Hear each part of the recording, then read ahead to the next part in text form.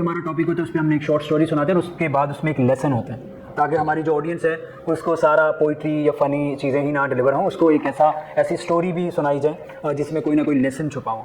तो आज की बेसिकली हमारी जो स्टोरी है वो स्टोरी है दो फैमिलीज़ की।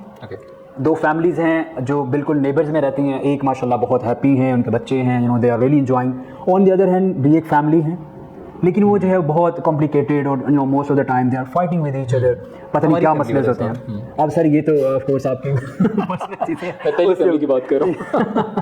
तो जो फैमिली है जो मोस्टली फाइट कर रहे होते हैं तो वो कहते हैं कि यार हमें देखना चाहिए कि जो हमारे नेबरहुड में है वो किस तरह माशाल्लाह इतने हैप्पी रहते हैं और दे आर ऑलवेज इंजॉइंग और उन पे गेस्ट आ रहे हैं जा रहे हैं but they are really enjoying their life.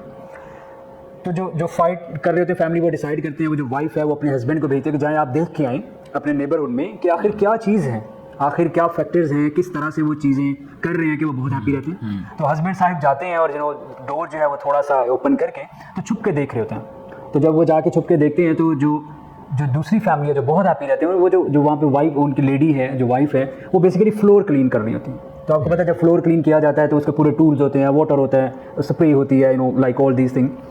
तो वो अपना काम कर रही होती हैं और सडनली जो है किचन से कुछ उन्हें मीन के सडनली कुछ the voice is raised over there. तो वो she just ran over there कि पता नहीं क्या हुआ है, कोई व्हाट्स हैपन। तो वो जैसे ही वहाँ पे जाती है वो सारी चीज़ें वहाँ ही अनकॉन्शियसली वो छोड़ के हो जाती हैं। And with in that passage of time उनके हस्बैंड भी जो है ना उसी प्लेस में एंटर होते हैं। तो वो क्योंकि उनको नहीं आइडिया होता, उन्होंने भी वो आवाज़ सुनी होती है बट व्हेन ही केम तो वो सामने जो वाटर पड़ा होता है जिससे वो क्लीन कर रहे होते हैं फर्श को, तो उसके साथ उसका टच इट और वो सारा जो उन्होंने क्लीन किया होता है फर्श वो दोबारा से वेट हो जाता है। तो आप ये सुन के बड़ी हैरानगी होगी जो उनकी वाइफ है जो पहले पूरा फर्श क्लीन कर रहे थे उनका क्या रिस्पॉन्स होगा। लड़ाई नहीं हुई।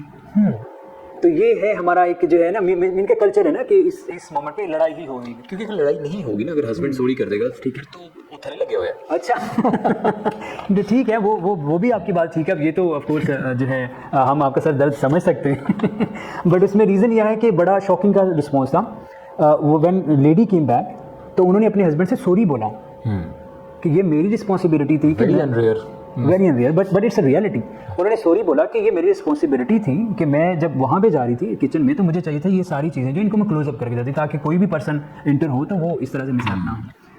एंड यू नो व्हाट कि वो हस्बैंड साइड जो थे उन्होंने क्या रिस्पॉन्स किया होगा at that moment. He also said sorry of course and he took his responsibility कि भाई आई एम सो सॉरी। उन्होंने अपनी वाइफ से कहा कि Honey I am so sorry because it's my responsibility कि मुझे इंटर होते हुए देखना चाहिए था कि somebody is working over here, तो मुझे वो चीज़ें कैरअप करनी चाहिए थी। तो जो वो हस्बैंड साहब थे जो बाहर से वो छुप के देख रहे थे कि देखने आए थे कि बेसिकली क्या फैक्टर्स है जिसकी वजह से बड़े हैप्पी हैं।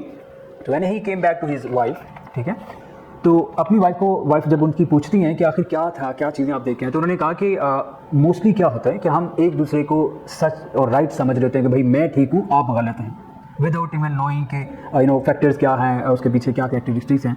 तो उन्होंने कहा कि जो मैंने चीज़ वहाँ पे ऑब्जर्व की है जिसकी वजह से वो इतनी हैप्पी हैं तो वो एक दूसरे की रिस्पॉन्सिबिलिटी अपनी ले रहे थे। वो ये नहीं कह रहे थे कि ये काम अगर हुआ है तो ये आप ही की जिम्मेदारी थी, नहीं, वो अपनी रिस्पॉन्सिबिलिटी ले रहे थे और उस वजह से उनका कहा कि यही रीज़न है कि they are living their life very happily. Very nice Irfan, very nice story.